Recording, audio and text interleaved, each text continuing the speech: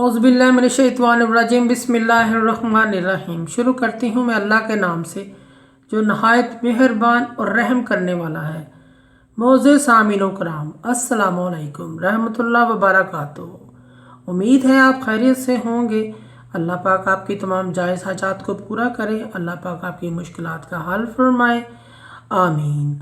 आज का हमारा मौजू है ख्वाब में गले मिलना वगैरह।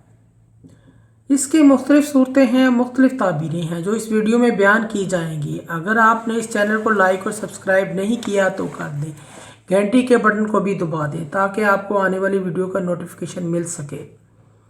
हमारा आज का मौजू है ख्वाब में गले मिलना।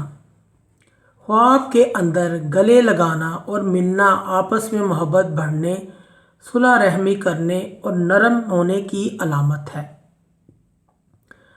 ख्वाब में गले में खाना फंसना, बीमारी आने या मौत वाक़या होना या सख्त किस्म की तकलीफ़ उठाने की अलामत है। ख्वाब में गला बड़ा देखना, रोज़ी और रिज़्क़ फराग होने, रिज़्क़ में बरकत होने की अलामत है। ख्वाब में गला तंग देखना, रोज़ी तंग होने की अलामत है। ख्वाब में गला दबाना, गला घोंटना, गमगीन होने और नुकसान होने की दलील है।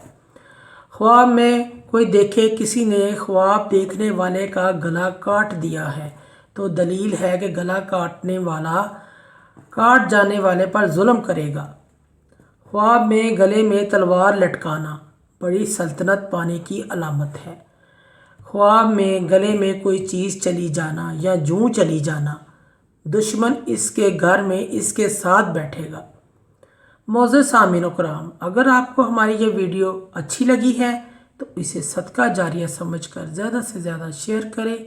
अल्लाह पाक आपकी मुश्किलात का हल फरमाए। अल्लाह पाक आपके हमें नासर हों। जज़ाकल्लाह।